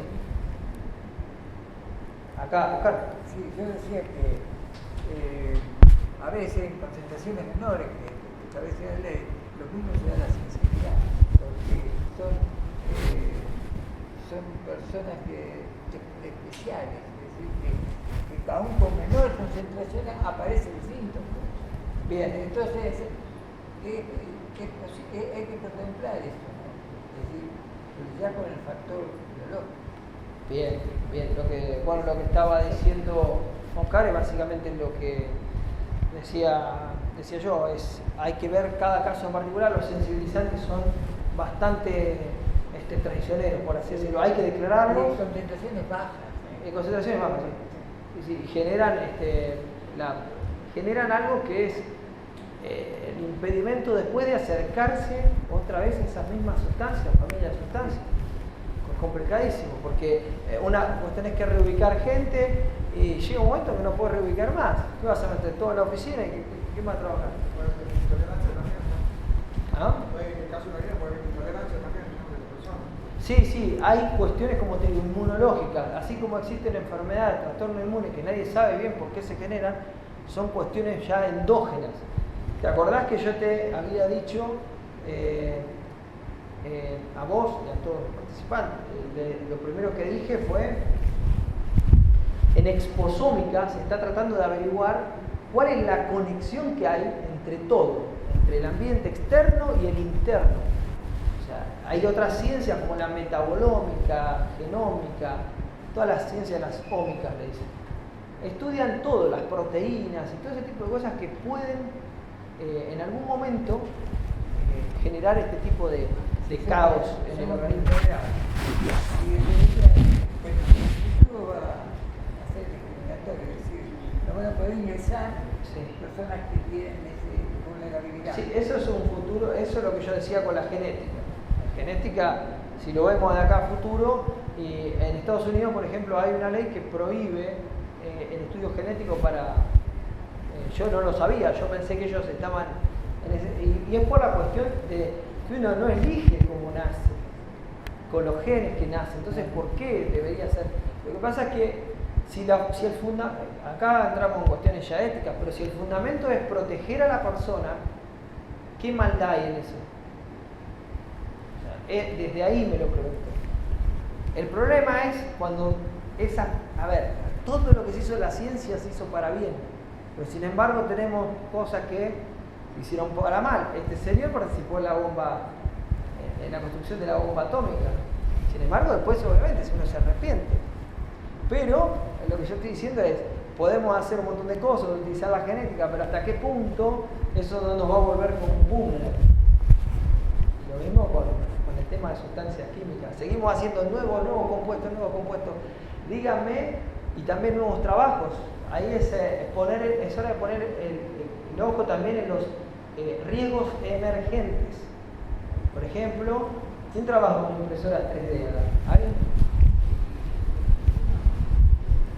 Bueno, usan compuestos que calientan el plástico y ahí tienen vapor inorgánico. Entonces son nuevos puestos a estudiar. Que nadie, las ART, no creo que estén al tanto de eso, de qué riesgo tienen ahí. Bueno, puede haber otro, por ejemplo, nanotubo y nanofibra de carbono. Se usan para las baterías y cada vez se están usando más. Así que bueno, estén abiertos y como digo, sean inquietos. Sí. En un ambiente cerrado con personas trabajando, que modifican la cantidad de dióxido de carbono con su respiración, ¿cuál es la concentración máxima permisible ideal? Repítame por favor, porque quiero... En un salón donde hay personas trabajando, Sí. el aire se modifica por la respiración. Ah, Se aumenta el dióxido de carbono. muy buena. Hay un video que tengo con eso. Que básicamente nosotros exhalamos. La exhalación se genera. En realidad somos máquinas de combustión. Tenemos combustión adentro de la célula. Entonces largamos dióxido de carbono, como un auto. Obviamente, no tenemos una buena salida, pero ¿qué pasa? Cuando aceleramos el metabolismo, lo que va a suceder es que va a haber una disparada del CO2, del monóxido, del dióxido, además de la humedad, ¿sí? Justamente ayer en otra jornada estaba dando en la parte de ambiente térmico y en esa parte se tiene que tener en cuenta la exhalación también en el ambiente térmico, porque ustedes están aportando humedad, ¿sí? Y si no hay ventilación, eso en algún momento se satura de humedad. Y lo mismo pasa en los edificios. Y eso es, digamos, parte de una ramita de la higiene o de la arquitectura también, pues la arquitectura también lo ven de alguna manera, es la calidad de aire interior. Eso es todo un estudio hay que hacer para, por ejemplo, de cómo se renueva el aire y demás, porque esto pasa lo mismo, con ventilación es uno de los métodos más importantes para control, yo diría que casi por excelencia, en contaminantes en aire, ¿no? Porque otra cosa, ¿qué pueden hacer? ¿Reemplazar el proceso? Complicado. Y aparte van a tener otro riesgo. No es que ya está, no, van a tener otra sustancia y van a tener que volver a hacer análisis de riesgo. Bien, yo lo que recomiendo siempre es la ventilación y el estudio de ventilación para esas concentraciones. De hecho, voy a hacer una aclaración. La tabla que se encuentra en el capítulo de ventilación, creo que el capítulo 11, si mal, por ahí corríjanme, esa tabla está solamente para eliminar el aire viciado, como decís, el dióxido de carbono y la humedad. Eso se llama ventilación sanitaria. Si ahí vos tenés un contaminante, no podés usar ese capítulo 11. Y como la legislación no habla de ventilación, tenés que recurrir a normas internacionales o a, digamos, manuales de ventilación como el que hace la CGIH, que es el Industrial Ventilation, ventilación industrial. Entonces, bueno, respondiendo a tu pregunta, siempre que tengas más cantidad de personas, más metabolismo, o sea, activás el metabolismo, es decir, están trabajando intensamente, van a generar, inexorablemente, más concentraciones de humedad y de dióxido de carbono, ¿sí? No va a pasar nada. A ver, ¿cuáles son las concentraciones? 5.000 ppm para acá, Argentina. En otros lugares es 1.000, si mal no recuerdo, por ejemplo en España creo que es 1.000 ppm. 5.000 ppm. O sea, es mucho. Ojo, existe naturalmente. O sea que no es que hay cero. Existe. Van 500, 400, 300 ppm. Todo depende de en qué parte de la ciudad estén, porque si circulan muchos autos van a tener mayor concentración. Y si el proceso libera CO2, peor. Tendrías en 8, sí. Sí. En 8 horas, esas 5.000 ppm en 8 horas. Si tenés 10.000 ppm, está recontra pasada. A ver, por ahí la persona no se va, eso es un asfixiante simple. No va a generar algo complicado, pero genera un disconfort o dolor de cabeza, todos síntomas asociados a la falta de oxigenación. Pero tenés, por ejemplo, cotidianamente estamos expuestos al tema de sentir una función de ir a una peluquería.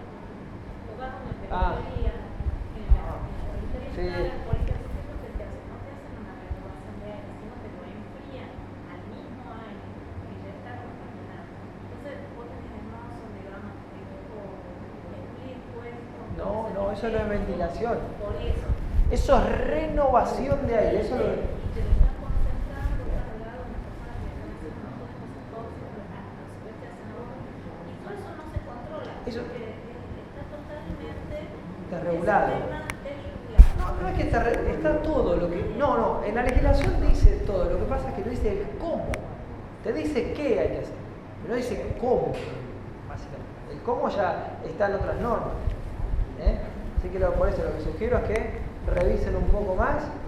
Y bueno, creo que podríamos dar por concluida la jornada. Y, bueno, muchas gracias nuevamente.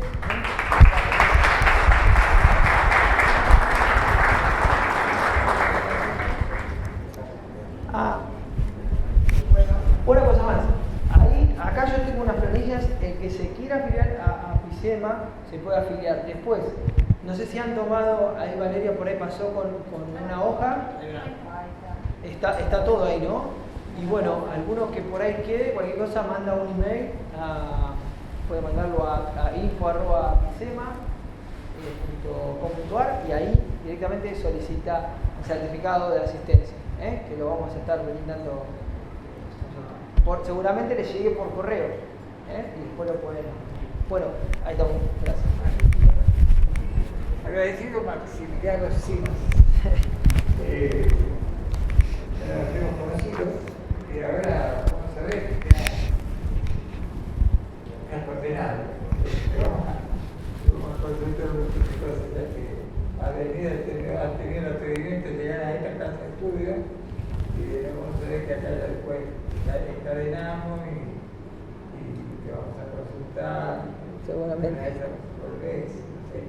También me hubiese gustado que hables de carga térmica. Carga térmica, sí. No ha dado un poco el hijo. Para la próxima, ¿no? Bueno, nosotros acá lo vamos a brindar a toda esta población de chicos que están estudiando higiene, seguridad y medio ambiente, sobre todo seguridad.